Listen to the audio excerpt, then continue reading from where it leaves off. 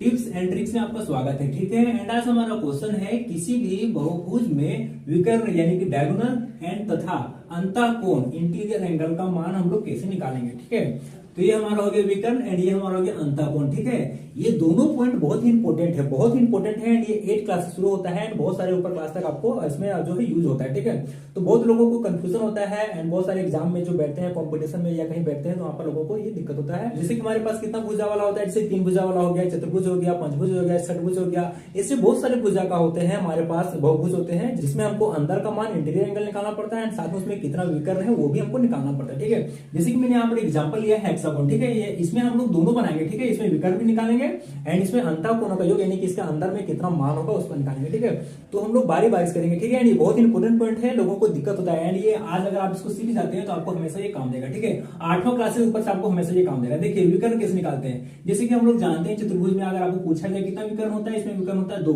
इसमें 2 विकर्ण होता है ना। बट अगर 5 भुजा का हो, 6 भुजा का हो तो हम लोग कैसे निकालेंगे उसमें कितना विकर्ण होता है। यहाँ पर देखिए इसका एक फॉर्मूला होता है। ठीक है, इसका एक फॉर्मूला होता है, आपको किसी भी बहुभुज में निकल जाएगा। ठीक है, किसी भी बहुभुज में आपका निकल जाएगा फॉर्मूला से यूज करके। ठीक है, फॉर्मूला क्या होता है पहले हम लोग विकर्ण का देख रहे हैं तो फॉर्मूला क्या होता है, यहाँ देखिए फॉर्मूला होता है हमारा n इंटू n माइनस 3 बटे में 2। ठीक है, ये हमारा विकर्ण का फॉर्मूला होता है। ठीक है, n इक्वल टू क्या होता है जितना उसमें भुजा रहेगा। ठीक है, किसी भी बहुभुज में निकाल सकते हैं, किसी भी बहुभुज में। ये हमारा n इक्वल टू कितना है, देखिए यहाँ पर जैसे कि हम लोग हेक्सागोन लिए 6 भुजा का है, 1 2 3 4 5 6, 6 भुजा वाला हेक्सागोन है। यहाँ पर देखिए हमारा कितना हो जाएगा, 6 हमारा n की जगह में बैठेगा, उसके बाद यहाँ पर भी 6 होगा माइनस 3 बटे में 2। ठीक है, ये हमारा बैठ चुका है, इसको आगे कीजिए तो ये हमारा 6 हो गया इंटू इसको बाहर निकालिए, 6 में से 3 जाएगा तो कितना बचेगा, ये हमारा 3 बटे में 2। ठीक है, उसके बाद जो कट रहा है काट दीजिए, तो ये हमारा 2 1 2 एंड 2 3 6। ठीक है, उसके बाद ये 3 3 कितना हो गया 9, यानी कि ये हमारा 9 आंसर है। यानी कि इस 6 भुजा वाले हमारे बहुभुज में विकर्णों की संख्या अगर आप देखें तो कितना विकर्ण होगा, 9 विकर्ण होगा। ठीक है, इसमें 9 विकर्ण होगा। आप ऐसे से खींचेगा ना, ऐसे से करके खींचेगा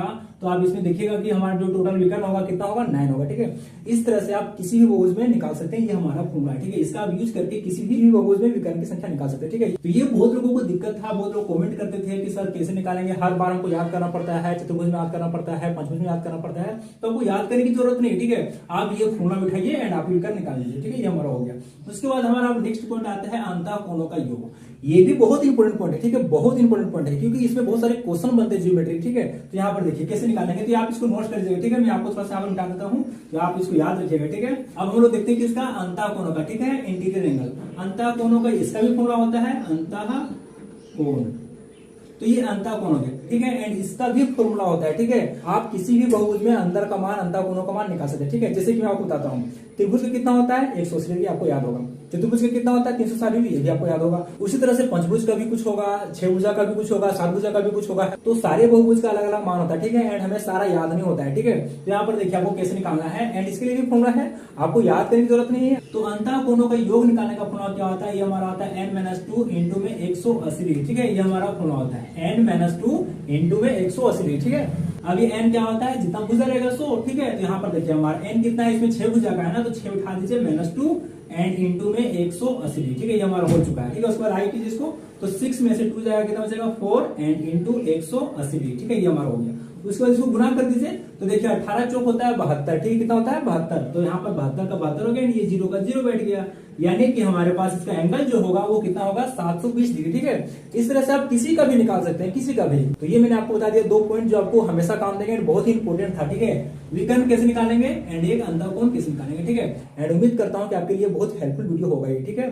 तो अगर आपको कहीं दिक्कत रहा है प्लीज कमेंट कीजिए एंड अगर आप चैनल पे नए आए हैं तो चैनल को सब्सक्राइब कीजिए ताकि आपको हमारा 6 to 10 सारा मैथ्स मिलता रहे एंड साथ में आपको एक्स्ट्रा हम लोग देते हैं जो टिप्स एंड ट्रिक्स, वो भी आपको मिलता रहेगा। ठीक है, ऐसे बहुत सारे पॉइंट्स हैं, बहुत सारे यूजफुल पॉइंट्स हैं जो आपको हमेशा काम देंगे। वो सारे पॉइंट्स में आपको हर एक वीडियो में एक करके सारा देता रहूंगा। ठीक है, तो आप चैनल पर रहिएगा, आपको सारा मिलता रहेगा। ठीक है, थैंक यू, मिलते हैं वीडियो में।